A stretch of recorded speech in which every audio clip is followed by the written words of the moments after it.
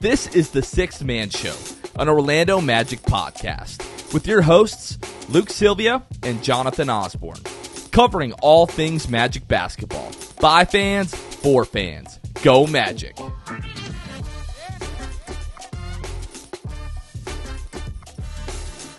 Merry Christmas, Orlando Magic fans. You guys are back with the Sixth Man Show. Today is December 25th, 2023. Jonathan Osborne here, as always, joined by my co-host, Luke Sylvia. Luke, Merry Christmas, my friend. How are you? Merry Christmas, brother. I'm a lot better now that the Magic won, and I don't have to wait until Tuesday for us to play a game that we should win, and not know at that point if this team has it in them, because by that point they would have been on a 5-game losing streak, whatever. And I would have said all the bets are there. All bets are off, and great chance of losing. So I'm happy to have received a win tonight going into Christmas. Makes my my heart happy. Yeah, we're recording this about 10:30 Saturday night, fresh off the Magic victory over the Indiana Pacers. So again, really happy that the Magic are not on a 5-game losing streak heading into Christmas. And they gave us a little early Christmas present, the win over the Pacers, which we'll talk about in a few minutes here. Luke, as I sat down, to get ready for this pod, I started thinking on either a year ago or 2 years ago, you and I did like a Christmas song draft, right? Oh yeah. And I still prefer my list. I'm not backing off of that. But like the masses preferred your list, right? Mm. I have a question for you, just in terms of like Christmas songs in general. Like, what is your like hottest Christmas song take that you have? My hottest Christmas song take? I don't know. I'm assuming you're asking this because you have one. So I would love to hear yours and see where I'm at. So I didn't think this was a hot take, but sharing this with my family recently, it has become, I guess, a hot take. Mm-hmm. My hot take is that Last Christmas by Wham, one, is the worst Christmas song, and two, like, isn't even a Christmas song. To me, a Christmas song needs to have like one of a few pieces of criteria. It needs to be like in the 2 to 3 minute range, shouldn't be longer than that. And then you have to have like a solid horn section, and you've got to have the sleigh bells for the majority of the song. You take any song, you throw a horn section into that and some sleigh bells, like pretty, good amount throughout the song, and it can turn almost anything into a Christmas song. Last Christmas by Wham, other than like the occasional sleigh bell every 45 seconds and the word Christmas being in that song, has almost nothing to do with Christmas. And it's like 4.5 minutes long. It was way too long to be a Christmas song. And my family loves that song, and I can't stand it. I don't think it's good. I don't love that song. Here's I don't know if this is even a hot take. It's just a take I have about a specific Christmas song. The song Christmas Shoes. You heard that song? Oh, dude, that is a freaking heartbreaker. That's a heartbreaker, but I also just hate it. I can't stand it, bro. I cannot stand it. From just like why are we doing such sad things? And like he wants to, like, I don't know, man. Just like he tries to collect all this change for his dying mother, and like he's gonna give her shoes. I get it, man. So she can look nice when she meets Jesus. Dude, that Jesus don't care, father, man. He don't care about your shoes. He don't care if you get to heaven, or he's like, nah, fam, you ain't coming up in here, you dirty dog. But my father will bawl his eyes out every year listening to the Christmas shoes. It's that song. That generation, like our parents' generation. That song's got them all in a chokehold. I didn't even know about it, to be honest with you, until like 4 or 5 years ago. I just can't stand the song. I listened to it. There's no nostalgia for me. I didn't listen to it growing up, and I was like, man, this song stinks. To be quite honest with you, that song is very much a part of my like Christmas childhood experience. So it's an incredibly depressing song, and the sentiment is very sweet. But yeah, like, is it an absolute bop? Probably not, but I do enjoy it. Oh, they just do everything to try to make you cry. Oh yeah, well it does the job with that. But I do have another take. Mariah Carey's "All I Want for Christmas Is You" gets far too much hate. I understand that people don't like it because it is the most overplayed Christmas song in existence. There's a reason, and it is such a meme. But if you get rid of that song is a banger, bro. It's a good song. It absolutely is. It's a good song. I mean, regardless of how you feel about the song, you're singing it when it comes on. It was my number one pick a few years ago, and people were like, "What are you doing? That song's terrible." I'm like, "No, it's not." Yeah, I'm tired of acting like it is. It's the radio effect. It's the radio effect.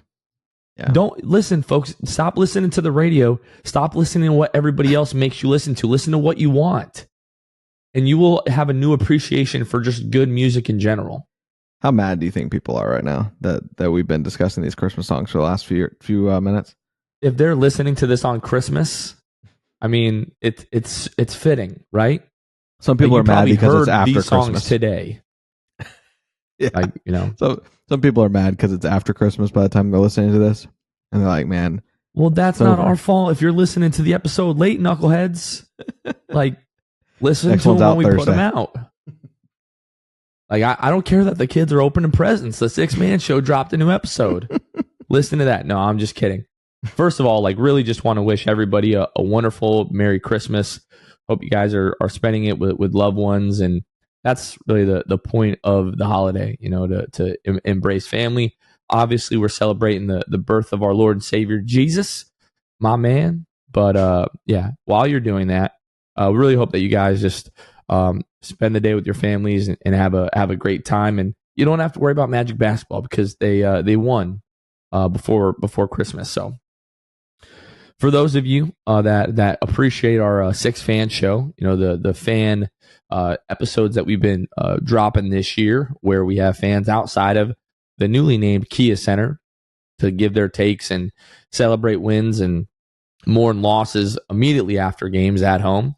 Our next one is coming up next Friday when the Magic take on the New York Knicks. Our guy Ben will be outside of the Kia Center after that game, recording. He'll have the lights, the mic, and all that good stuff. So again, you guys can give your takes and again celebrate wins, mourn losses, vent, whatever it is that you want to, or you know, whatever you feel in your heart to do after those Magic games. You'll have the ability to do that. Luke, let's get into the state of the Magic. This week, the Magic went 1-2 with a loss to Miami Wednesday night, a loss to Milwaukee on Thursday, which we'll talk about in a bit here, and then the win over the Pacers on Saturday, which we will also recap. They currently sit 4th in the Eastern Conference with a record of 17-11.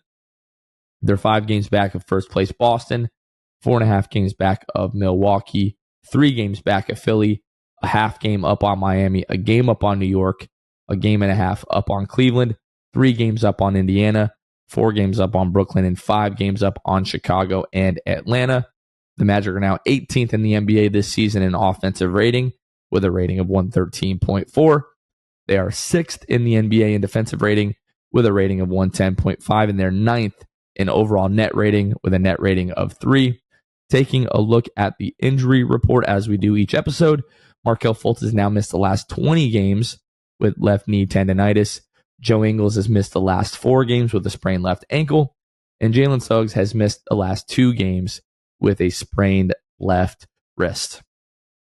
Luke, something that came to my attention this weekend, the Magic, we've talked about this plenty of times on the show. The Magic are one of, I think, 3 teams in the league. I think it's the Clippers, the Raptors, and the Magic. The only 3 teams that don't have a jersey retired for a player.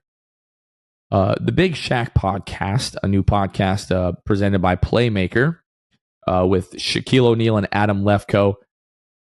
Shaq was talking about, you know, his response to criticism, and he starts going through and listing all of his accolades. I was undefeated in high school. You know, I was really good at LSU. I have my jersey retired there in a statue. And then he said the Orlando Magic about to be the first jersey retired. Talks about, you know, LA jersey retired championship statue, all that kind of stuff. But that is news to us. There's been no official announcement that the Orlando Magic are going to retire Shaquille O'Neal's jersey. This might just be another instance of Shaq just talking, because Shaq does have a history of that, you know, talking about how him and Dennis Scott still run the organization last year, which we all know is not the case, as those guys just have not been around all that much the, you know, past, you know, decade plus.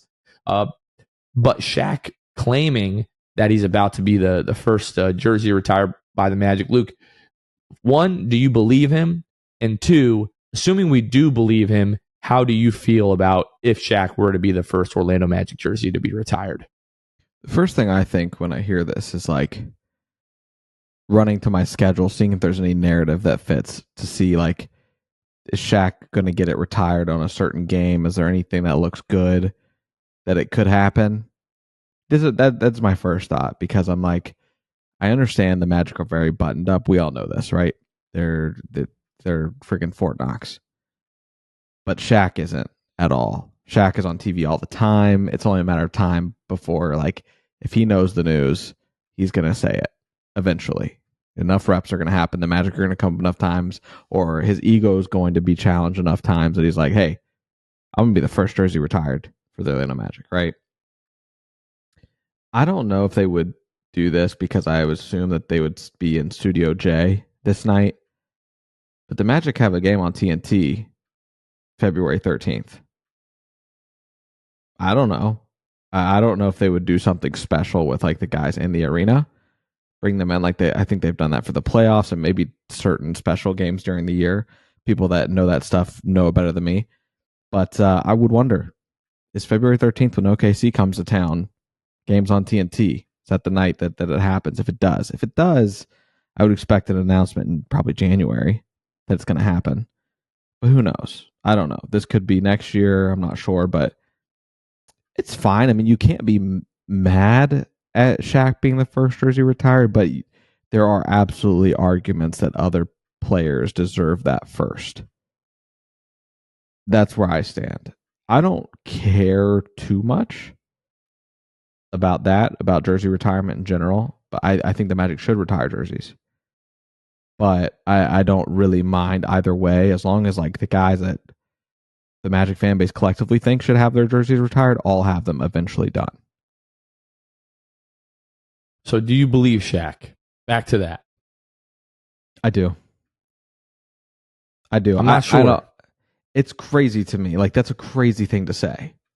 It was very matter of fact. It wasn't like, I'm probably going to be the first jersey retired. It was like, I'm about to be. Didn't he say like, I'm about to be or something like that? The verbiage was crazy. I just don't think that he says a lot of dumb things. But when it comes to himself, he doesn't really. Like, it's stuff that he would know. So, I don't know. Him saying, me and 3D still run the organization, to me, completely ridiculous thing to say. Just absolutely not true. So, he has said things very matter-of-factly in the past that were just BS. So, I'm like 50-50. Now, it does make sense because, one, the Magic should have retired his jersey like 10 years ago when he retired. Or maybe it was longer than 10 years ago now. I forget when his last season was. But it's the 35th anniversary season, right? You mentioned February 13th, the TNT night. That's when I was thinking as well. The Magic are also slated to wear the Classic Edition jerseys that night. The Classic Edition jerseys are to celebrate the 35th anniversary season. Right. So to finally just be like, hey, like, what are we doing here? Like, we're reserving the mythos around the Magic retiring jerseys has been like the Magic have a list somewhere that has like individual criteria that no one has ever met. The only thing that like a Magic player has never met is one winning league MVP. And besides that, it would be like winning an NBA title. Shaq is never coming back. Like, he's not coming out of retirement and doing either of those things. He's not going to be winning MVP of the league or winning an NBA championship anytime soon. So the notion that you're just never going to retire Shaquille O'Neal's jersey, who like the Orlando Magic as an organization and as like a global icon, like this logo right by next to my head here is like globally recognizable anywhere you go because of Shaquille O'Neal. Yeah. Like, Orlando is not the like metropolitan area that it is, most likely without Shaquille O'Neal and legitimately putting Orlando on the map in the early 90s, right? Yep. So the notion that you're just never going to retire his jersey is absolutely ridiculous because of this like criteria that you have. And when you look around the league, there are plenty of guys that have their jerseys retired that didn't win, league MVP or win championships for their organizations. That's not what it is. It's for what you said. Guys that the fans hold in high regard, that, look, you meant so much to this organization and so much to this fan base. We're never going to let anybody else wear that number. It's just a way to honor your team's history and to show these players and the fans, for that fact, like for that matter, the appreciation. So, am I good with Shaquille's jersey being retired? Absolutely. For me, it should be Nick Anderson, first ever draft pick, still the franchise leader in games played. Has been around the team literally forever, is a community ambassador, is at every single game still, comes out to watch parties, comes out to all the fan events and all the charity events that the Magic do. Like, Nick Anderson deserves it more than anybody else and should be the first jersey retired. Now, if they're going to do something where they retire like Shaq, Nick Anderson, and Penny's jerseys all on the same night, sign me the hell up, because that would be incredible. And there would be many a teary eye in the building that night if they were to do that. But if you're going to start doing this, Shaq, Nick, Penny, T-Mac needs to be in quick succession, right? All these guys are already in the Orlando Magic Hall of Fame. If you're going to start retiring jerseys, just do it in bulk, baby. Let's go. I'm ready for it. Yeah, the only thing that makes me think that they're not doing a group induction there the night they do Shaq's is just because Shaq, using the verbiage, I'm about to be the first, makes me think there's nobody coming with him. So the dude left Orlando in the rear view in, what was it, 96, 97, and hasn't really cared much since then. Been almost 30 years since the dude left. Let's not act like he's been around since, because he hasn't. Mm-hmm. Right? Like, the fact that he would be the first, I don't love that. I really don't love that. But if it does, I'll be happy, because his jersey should be retired. I'll be happy for him. But if you're doing Shaq, you do Nick Anderson like the next game. The Magic might even play the next night. I'm pretty sure they do. I don't know if that game is at home. But yeah, you need to retire Nick's jersey 5 seconds after Shaq if Shaq is going to be the first. Yeah, you got the Knicks at home the next night. There you go. Perfect. Sign me up for that. We would be the first team to have jersey retirement ceremonies at halftime in back-to-back games. Make NBA history, why don't you? All right, Luke, let's talk about this Bucks game. Going back to, what was that, Thursday night, game was always going to be tough. You've got the home, away, back-to-back. You had Miami on Wednesday. You get your butt kicked in that game. Then you're going to Milwaukee on Thursday. Game was always going to be tough. But when you give Giannis, 37 points, 15 of 19 from the free throw line. The Bucks collectively shoot 31 of 35 at the free throw line. Neither team really lights it up from behind the arc. But in my opinion, this was a poorly officiated game. They let the Bucks play as physically as they wanted to, and it paid off with them getting to the free throw line. Didn't really go the Magic's favor, but you lose this game by 4. You miss 7 free throws, Luke. This has sort of been a story all season. In some of the closer games that you have lost, and you're missing a ton of free throws. Don't absolutely love that, but it was good to see Franz Wagner, Paolo get on track a bit more offensively. But this was just a scheduled loss. I'm just going to say that. Again, home road, back-to-back against Milwaukee. Milwaukee's been very, very good at home. I think this is like their 9th straight victory at home. And yeah, Magic fall 114 to 118 of this one to the Milwaukee Bucks. It was wishful thinking to think that the Magic would go into Milwaukee the night after dropping a game to the Heat that you absolutely had no business dropping. To go into Milwaukee, I thought I wouldn't have been shocked if the Magic won, just because it wouldn't have made any sense. That's usually how the NBA works. You lose the game that you're supposed to win in that game with Jimmy out against Miami, and then the next night you go into the star-studded Milwaukee Bucks, who were on a tear, especially at home. That's the game that just for no reason you win that game. And unfortunately, the game wasn't nearly as close the final score indicates.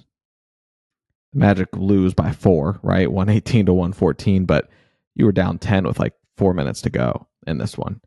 So, and again, it's another one of those things where the Magic shoot poorly from 3. Stop us if you've heard that before. And they also attempted over 33s, which we have come to know that if the Magic attempt over 33s, there's a great chance they lose the game because that's just not their game. Now, what they did do that was their game was points in the paint. Outscored Milwaukee 60 to 40. They do a great job there. And that's really the only thing that they were awesome at, aside from blocking shots, with 9 blocked shots in this one. And also kept your turnover count down, 7. That kept you closer in this game than you should have even been, in my opinion. And you shoot 9 more shots than Milwaukee. Just was a scheduled loss, like we said, and it is what it is. But yeah, it was a good to see that Franz comes out in this one and has 29 points. You wish that he hits more than 1 for 6 from 3. A lot left to be desired in this one, but all in all, not a shocking loss by any means. And my biggest problem with this game was Jonathan Isaac. 14 minutes. I know he had played the night before. We'll talk about this more with the Pacers, game as well. Him playing limited minutes, but like, just when are we gonna stop babying J.I.? And it's not J.I.'s fault, but like, when are we gonna get over this 14-minute a game thing? Like, it doesn't matter how much rest he's had.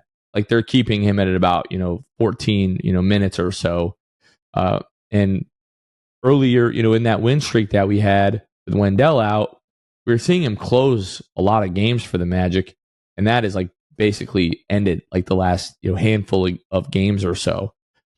J.I. was the only thing that we could do with Giannis. I mean, he ends up with 37 points, but with J.I. in the game, like, he was legitimately giving Giannis problems. Like, back-to-back blocks on a single possession on Giannis was the only thing that we could really do to slow down Giannis. And not going back to J.I. late in that fourth quarter, to me, was a real issue. We like brought Wendell back in. I think J.I. got subbed out with like 6 or 7 minutes left in the fourth. We brought Wendell in for like 3 minutes and then sub Mo Wagner in to finish the rest of the game, which made no sense to me. And you've got somewhat of a chance last couple of minutes to win that game, and like, just not really, like, the game was out of reach. I don't mean to say like, oh, like, we would have won this game, but it was just the fact that, like, we're not really going all the way out for it. Okay, we're going back to Wendell, who is still trying to get his legs back underneath him, but we're going to give him like 3 minutes a run here, and then we're going to bring Mo Wagner in. It's just like second night of a back-to-back, but if you even have a puncher's chance going down the stretch there, it's like, let's go for it, because it's not like we've got a stretch of easy games coming up that we're saving these guys for. Other than Tuesday, when you play the Wizards, every single freaking night, you're playing a playoff team. Schedule's not getting any easier. If you've got even an outside chance of making a run at the end of a game, I want to see us going for those. So I didn't really understand that decision at the end of the game. Maybe it wouldn't have made a difference. And we'll talk about this more with the Pacers game, Luke, but that's where I'm at with J.I. Like, how long are we going to do this?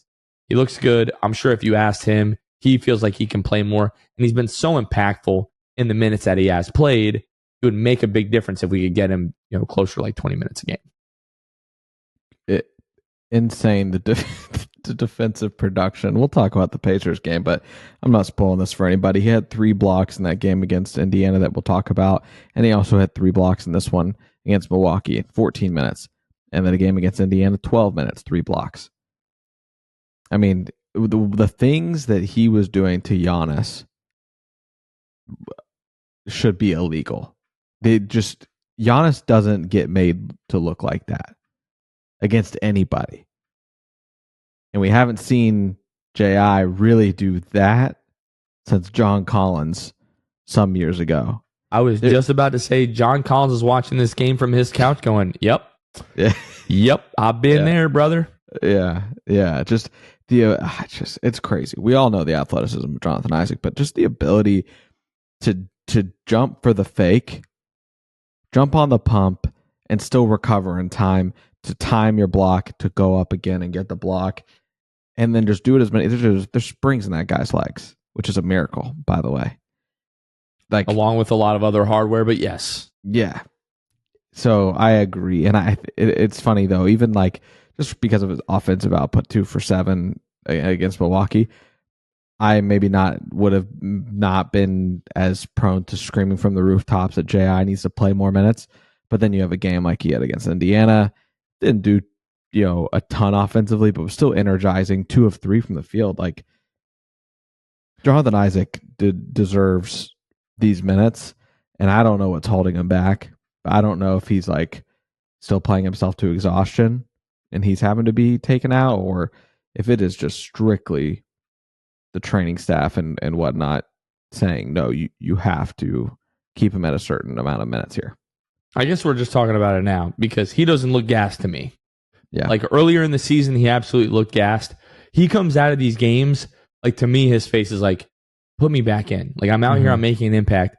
Jonathan Isaac per minute has been one of the most, if not the most impactful defender in the NBA. He is leading the NBA in stocks, steals plus blocks per minute, according to teamrankings.com, which I'm sure aggregates like the publicly available, stats from NBA.com.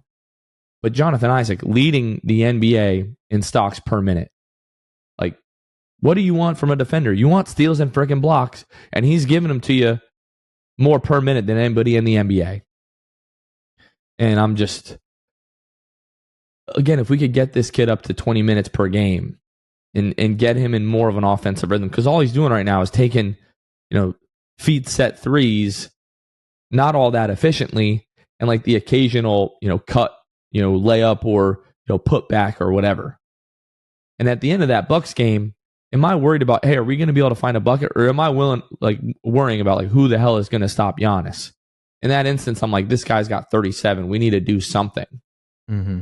So probably wouldn't have made a difference, but I'm still fresh off of this Pacers game where it was like, okay, Jonathan played 7 minutes in the first half, 7 minutes in that second half, like 7 minutes in that third quarter, at the beginning of the fourth, I should say. And then comes out, 5 or 6 minutes left, and we don't see him again. Luckily, in this game, didn't really matter. Magic were able to make plays against the Pacers and close that game out. But yeah, I'm getting to the point where it's like, okay, he's playing in back-to-backs. He's been relatively healthy. He's not having like little, knick-knack injuries here. He had the ankle a couple weeks ago, missed a couple of games, came back, has been totally fine. Doesn't look gassed. Is playing really well, not showing a ton of signs of rust defensively. Like, let's get it to 16 minutes. Let's get it to 17 minutes. Like, what are we doing here? How long are we going to do this? Because, like, come playoff time, Jonathan Isaac is going to need to be playing 20 minutes a game. Like, absolutely, he's going to need to be doing that. And what, are you going to start ramping him up at, like, the end of February? And give him, like, a month of doing that? Or are you going to give him 2 months of doing that? I don't know, but it's just annoying. Were you surprised to see, because the question going into this game was one of them, health related, is Wendell Carter Jr. going to play a back-to-back? Despite not playing since November 2nd, whatever it was, 20-plus games, conditioning, I was curious to see what would happen, and he ends up starting this game playing 21 minutes. Were you surprised by that at all, or what did you have expectation going into that game, like that morning when you woke up? No, I wasn't really surprised that he was able to do that because, like, it's not like a lower body thing. Like, we've just been sort of waiting for his conditioning to come back. A little bit surprised that, he's, I guess, it seems like a minutes restriction. They gave him some more run at the end of that Bucks game just so he can continue to sort of try and get that win back. Ended up playing, 21 and a half minutes in that. I think another part of it was like no Joe Ingles, no Jalen Suggs. This is very much a game that the Magic needed to win. So wasn't totally surprised by that. But I have the same question with Wendell. Like, okay, how long are we going to do this? With him, makes a little bit more sense, missed an entire month. So, but no, I mean, I guess We're going to take a quick break here to talk about our patrons. Then we'll just jump right into the Pacers game here. So want to give a quick shout out to our wonderful patrons. We've been doing our 6 days of Christmas here. It's ending as we're recording this. It's going to end tomorrow, but listening to this on Christmas, it's already ended. But that wouldn't be possible at all with our wonderful patrons, which are the folks that help financially support the show to help us do everything that we do. If you would like to join our Patreon, you can find us at patreon.com/the6man show. And we have a new patron that joined our all-star tier this past week, Devane Madison. A big shout out to Devane. Thank you so much for joining the Patreon. Your support really helps us do everything that we do here. So we shout out our brand new patrons every episode that we have them. And then we shout out our Hall of Fame and Elite Tier patrons each and every episode. So shout out to the Court Cousins, Drew Gooden, Armin, Carson Tulo, Jonathan Borges, Normal Magic Player History, Gabe Gaines Wiffle, Michael Martin, Jamel Miller, Michael Salapong, Donkey Punch Dave, Paolo and Francis Warmth, Pierre A., Dylan Holden, Mr. Mikey, Eduardo Sanchez, Danimal, Dutto 15, Bobby Skinner, Goody 93, Teddy Sylvia, Eric Lopez, Fuchsia, Bill Fulton, Edmund Lagone, Jose Esquilin, Caleb Pete, Cannibalism, Time, Mr. TV, ESPN Really Sucks, Gear 95 Shred, Junior Bruce, Havrican, Shahin 177, Bulby the Don, Himlo, Ben Himro, R Improv 221, Ray Pastrana, Magic Kid 714, Spanking Season, Soft Taco, Victor Cologne, Irish Magic Mike, Austin Lampy, Random Hustle, Eddie House's Burner, Maria, Keith Waltz, Fritz, Currency Kev, Bruv Sal, Kason Green, Santi Leon, Kane Eckler, The Distract, Ahmad Timsa, Chansu, and Tom Gadsden. A big thank you to all of our patrons. We wish all of you a very Merry Christmas. Now, Luke, talking about this Pacers game, second straight game without Joe Ingles and Jalen Suggs, the both of them. Joe Ingles now has missed the last 4 games here. But we always knew this was going to be a tough one. Indiana has been playing a little bit better as of late. We know they wanted a little bit of revenge for our last meeting when the Magic blew them out at home.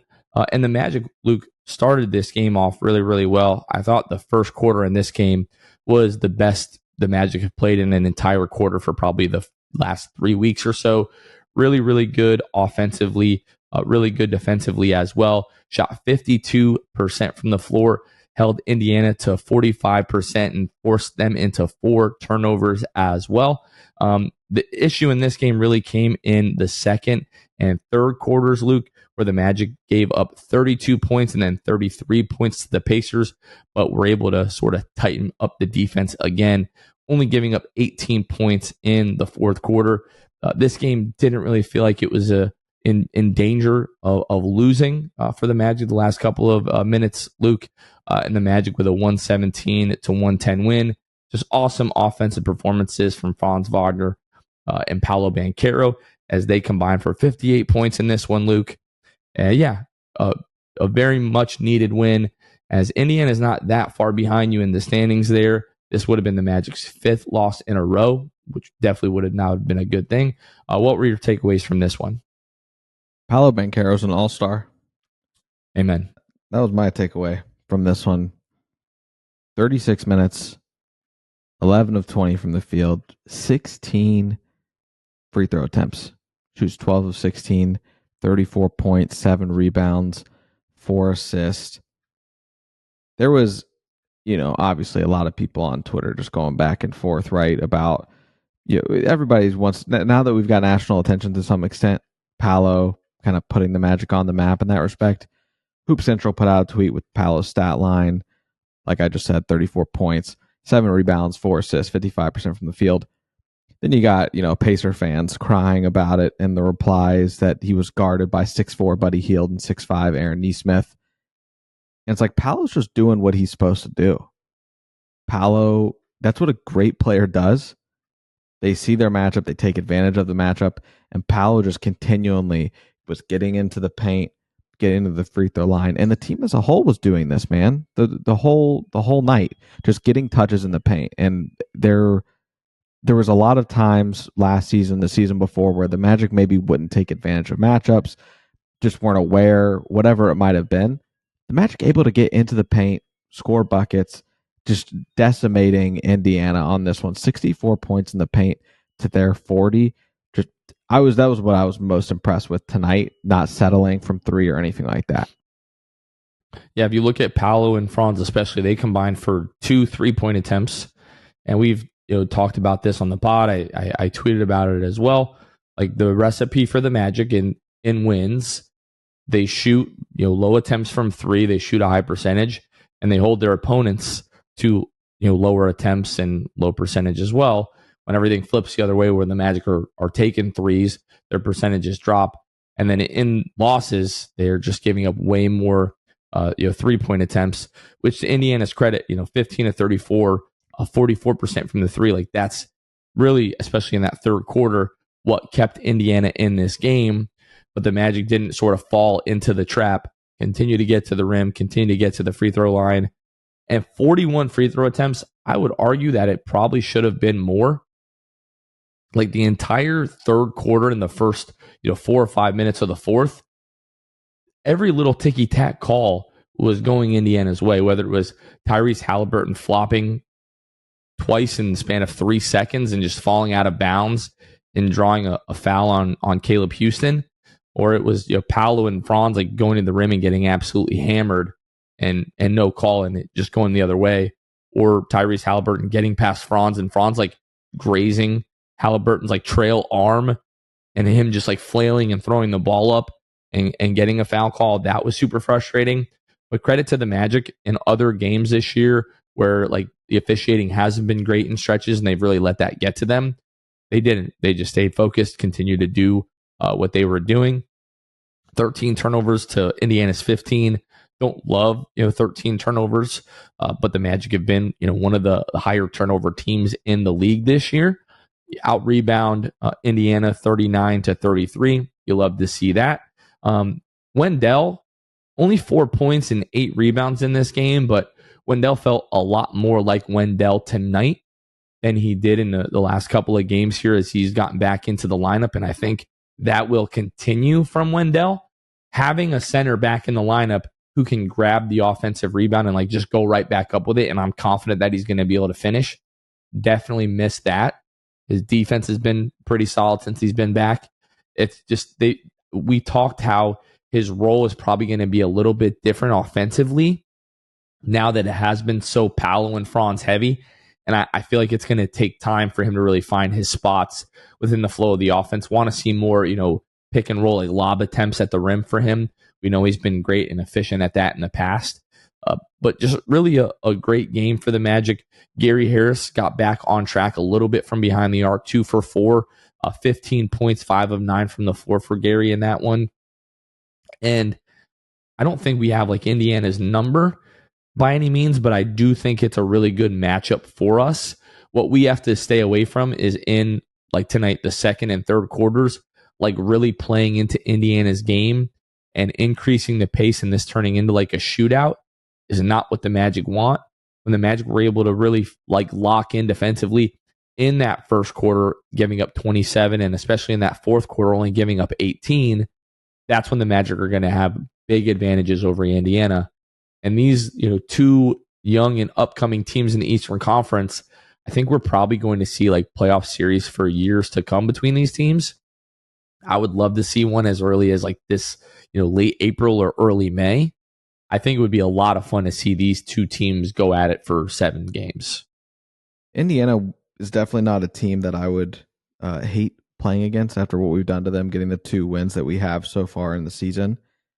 Haven't seemed to be too much of an issue. Obviously, we match up well because of the fact that we have Paolo, Banchero, and I don't know what I was about to say. Franz Wagner, but just size advantage against the Pacers and the ability to get into the paint, play it well, and as long as the Pacers aren't going nuclear from 3, which is definitely in a 7-game series, they're going to have a couple games where they do go nuclear, but I feel pretty confident that the Magic will be able to handle them.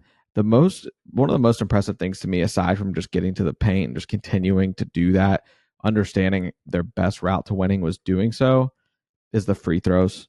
In general, that goes with kind of hand in hand with being in the paint. But shooting 41 free throws to the Indiana's 13 and still shooting better percentage-wise by 11%. Indiana just 69% from the free throw line, while the Magic were 80.5%. Especially for a team like the Magic who's been struggling to this point shooting those free throws. they can get there, but they're not always hitting them. 80% though, we can absolutely live with that because I believe this year they're shooting like 75. So that was also just another aside there. What I was most impressed with, obviously, Paolo Banchero with his point outburst and not even attempting a single 3-pointer. Goes into the philosophy of the game. Very clear what the game plan was. So great job by the scout. They're scouting for what this team had to do for this one. The players bought into it and it paid off. But yeah, the two crazy things to me, Franz Wagner, no assists tonight. Producer Kevin pointed that out. And then the one that I noticed was like immediately was he didn't take a single 3. And imagine what happens when he, just like as he continues to get older and more confident even in his 3-point shot. Like we've seen the leap this year. It's absolutely there. He is a much improved 3-point shooter this year. But can you imagine what that's going to look like? He's just going to have consistently 45 plus point games, multiple throughout seasons and years to come when he's actually taking that 3 ball sprinkled in there. Just didn't even need to tonight. But in years to come where he's more confident in that, it's going to happen and it's going to be more apparent. I wanted to shine some light on some guys off the bench.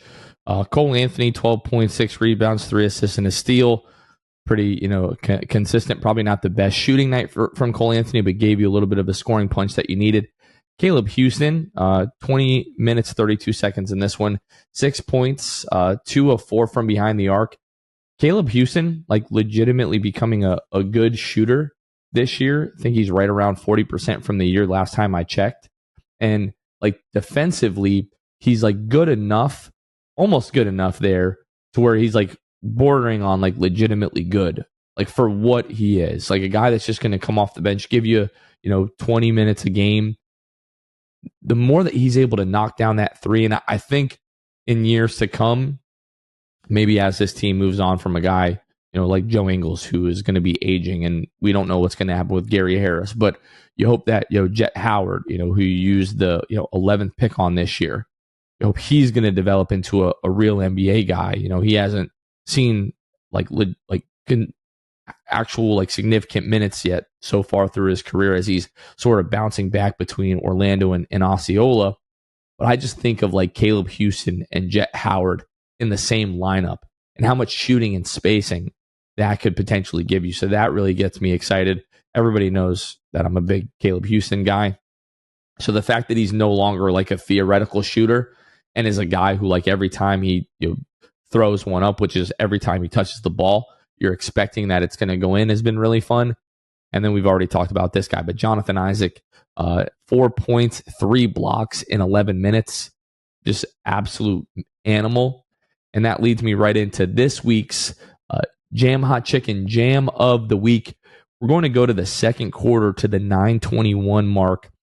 Cole Anthony is cutting through the lane here, finds Jonathan Isaac cutting backdoor, who elevates over Miles Turner and Aaron Nesmith for the big jam to give the Magic a 14-point lead there in the second quarter.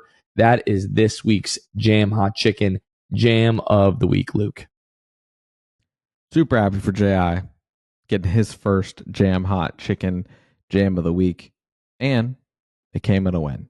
So, an electrifying moment there near the beginning really set the tone and continued on for the Magic.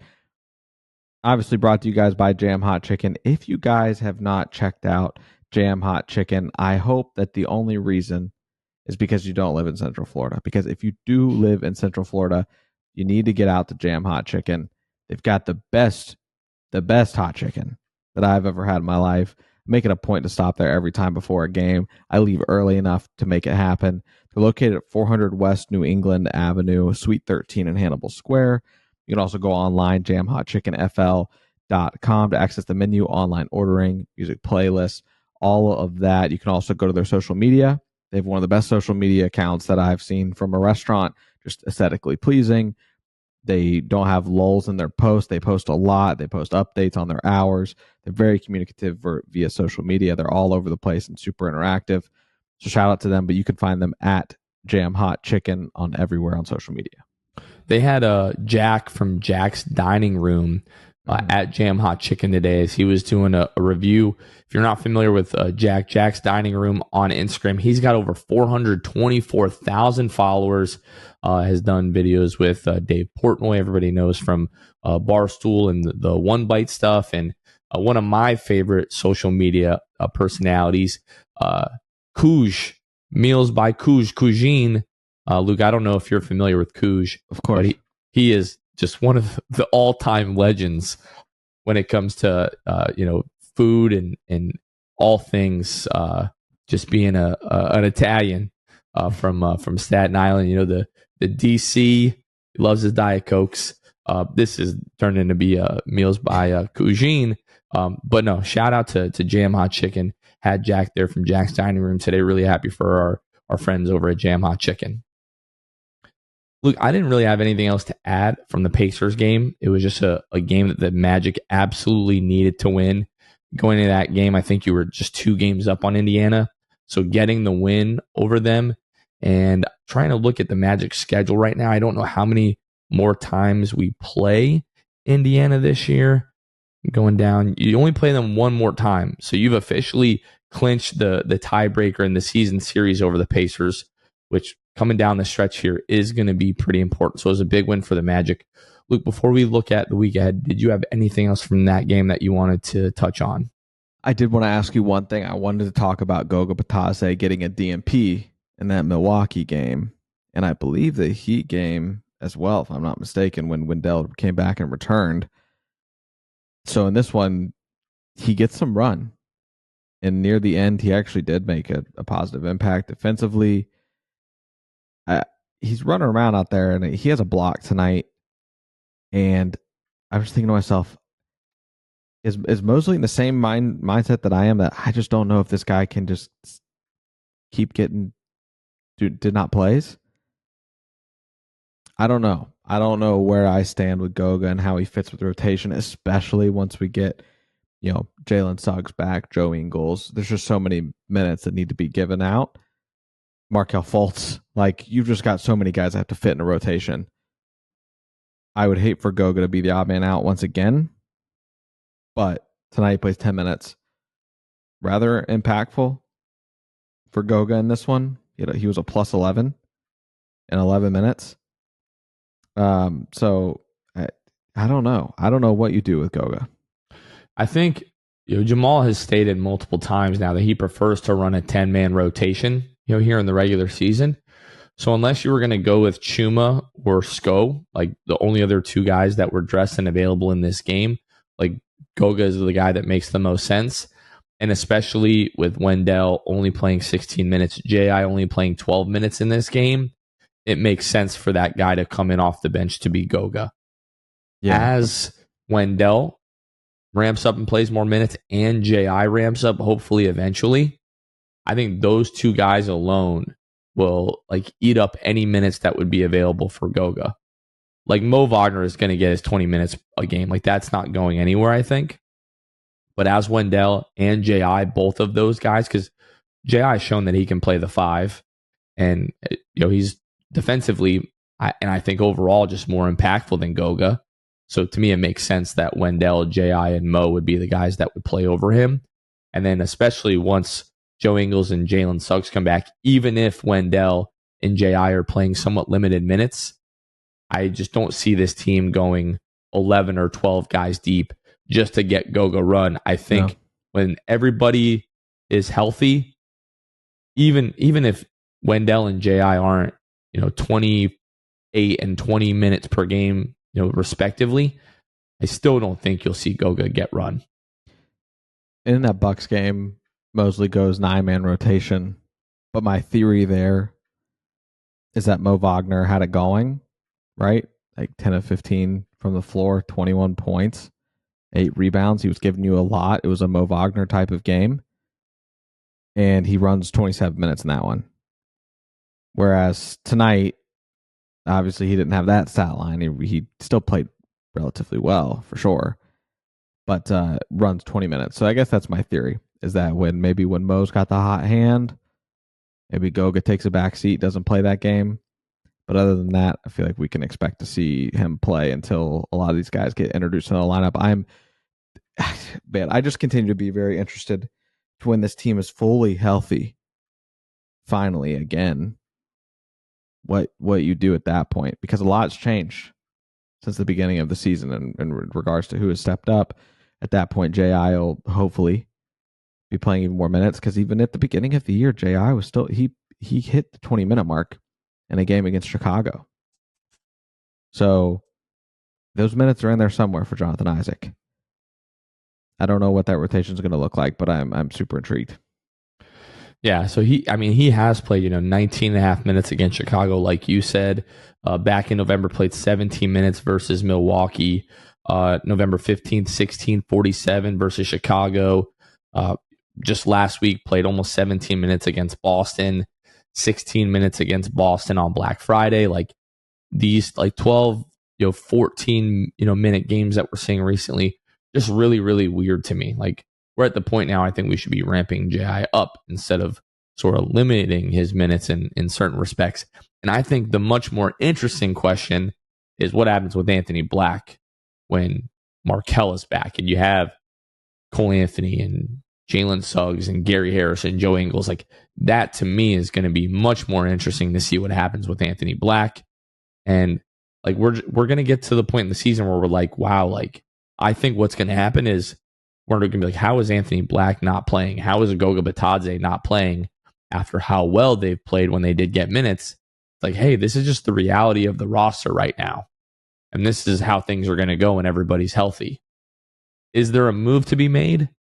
I don't know. Now, there's rumors that the Magic might be interested in Tyus Jones from the Washington Wizards, if he's made available.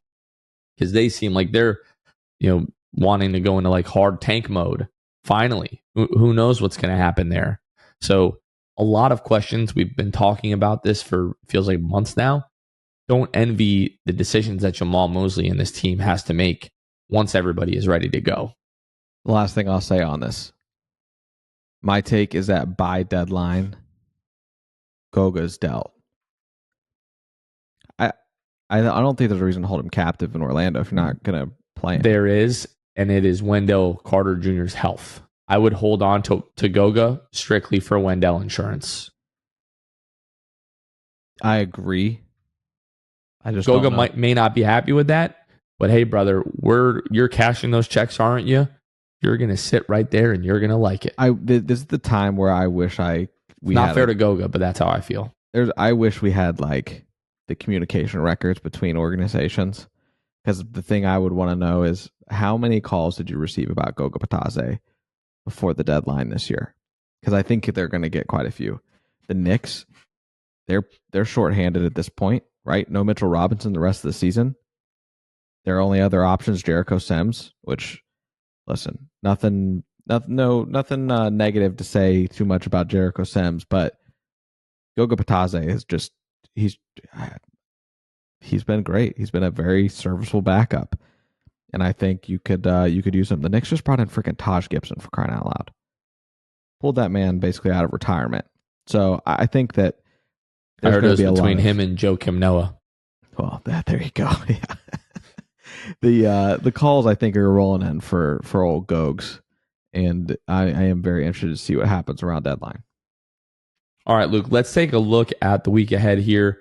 So got a couple of days off. Everyone knows the Magic are not playing on Christmas this year, unfortunately. Hopefully this is the last year for a while that they're not playing on Christmas. But they're back at it on Tuesday at Washington. You've got a road home back-to-back Tuesday and Wednesday. So in Washington on Tuesday, home for Philadelphia on Wednesday. I'll be in the building for that game. And then you've got the Knicks on Friday at home. And then Sunday, you're not the West Coast, but almost to the West Coast. You go out west to Phoenix on New Year's Eve. That game tips off at 8 o'clock. Myself and Luke will be lucky enough to be recording a podcast episode immediately after that game. So just want to prepare you all in advance. That game is probably going to end, barring overtime, somewhere around like 10:15, 10:30 Eastern time.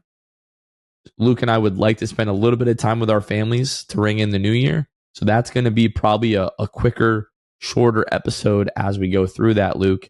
But at Washington, home for Philadelphia and New York, and then at Phoenix next week. Luke, what do you think happens? What's the Magic's record next week? First of all, you'll be in the building. Which game as media? The 27th, Philadelphia. And then I will be there against the Knicks on the 29th.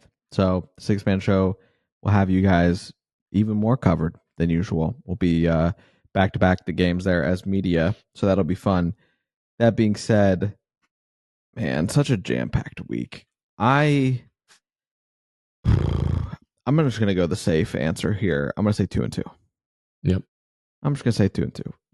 You have to beat Washington. It's not an option. Washington. You have to be Washington, because at that point, if you lose to Washington on Tuesday, I then would like to go back in time and say that the Magic go 0-4 this week, because that's a quite the blow to take to lose to them on Tuesday. So I'm going to say that you beat the Wizards, and then I'll say that you pick it up against the Knicks on Friday, because Mitchell Robinson has been a pain to me when we play the Knicks in the past, rebounding wise on the glass. Without him blocking shots, been an issue for years. Been an issue. He's an incredible presence down low. So the Magic are fortunate that Mitch is out for the rest of the season. I'm hopeful the Magic, that's where you pick up another one. I say we beat the Knicks if Jalen Suggs and Joe Ingles are back. They have to be. Without Jalen Suggs, especially, Jalen Brunson is going to have his way with our guards, I fear. Yeah. So really need Jalen Suggs back for that game on Friday, but I'm right there with you. 2-2. You have to beat Washington. Got to find a way to get that win at home over the Knicks. And then, I mean, I don't know. Like, the Suns haven't looked great. I mean, they're 14-14. You know, no Bradley Beal. Devin Booker and Kevin Durant are still seemingly figuring things out. We have a chance. I think we have a chance in each of these games. I don't like the Philadelphia game because it's a back-to-back and it's a road home, and Philadelphia is really good, right? So I don't love that matchup. But if the Magic go 3-1 this week, I won't be shocked. I won't either. But the other thing I will add about Phoenix at home, they're 7-8. So it's not like they are awesome at home. The Sixers, on the other hand, they're pretty good at home, right? And I think that's, or no, you're at Amway. Yeah, we're home. So we'll see. Listen, that was a toss up, I think, for all intents and purposes. When it comes to the NBA, it's always going to be pretty much feel like a toss up unless it's a scheduled loss back to back. So yeah, I mean, I'm thankful we're not in Philadelphia for that for sure, but I think that realistically you can go 2-2. But in a perfect world, you go. I mean, come on, man. You go 4-0. But I think that that Suns game definitely has a chance. You get the Sixers at home at least. I don't know, dude. The Magic this week could go every way, man. I have no idea. You could go 0-4 or 4-0, and I wouldn't be super shocked. The Magic did this a few years ago, where they played an East Coast game on New Year's Eve and then flew in the Central Time. I think they were playing Chicago or Milwaukee, like the next game. And they celebrated the New Year in the Eastern Time Zone, flew into the Central Time Zone, and celebrated New Year's. The Magic, I guess the time zones probably wouldn't work because that game's going to get over around 10:30. They probably will be like loading onto the plane around midnight Eastern time, New Year. So they won't be able to celebrate that, I guess. But it's going to be weird because it won't be midnight. Like, they're not going to have a midnight New Year's. Like, they're going to be flying across the country, enter into a new time zone, and it's just going to be like 2 a.m. all of a sudden. It's going to be weird it's going to be a weird New Year's Eve for the Magic time wise. Mm-hmm. Yeah, because then you don't play again until, well, you play January 2nd, Tuesday in Golden State. Oh, so then they won't be flying back west. They'll just be, for some reason I thought they were coming home, but no. So they'll have a West Coast New Year's Eve because forget about that. Because I'm an idiot. It's Phoenix, Golden State, Sacramento, Denver. That's your road trip. Oh, my gosh. That's a fun road trip, huh? Here we are, folks. A bunch of West Coast, and we got a Wednesday, January 3rd, 10 p.m. tip-off, so buckle up. Kevin tonight on the post game was like, "Oh, you have to beat Washington because like that's when the gauntlet starts after that." And I'm like, "Brother, we're in the gauntlet. Oh, we're in that right now. Like, baby. We're getting a quick gauntlet reprieve Tuesday versus Washington. Like, we're getting a quick breather. But like, you've been in the gauntlet for 12 days now, starting with that Cleveland game on the 11th. Yeah. And you're in the gauntlet for the entire month of January.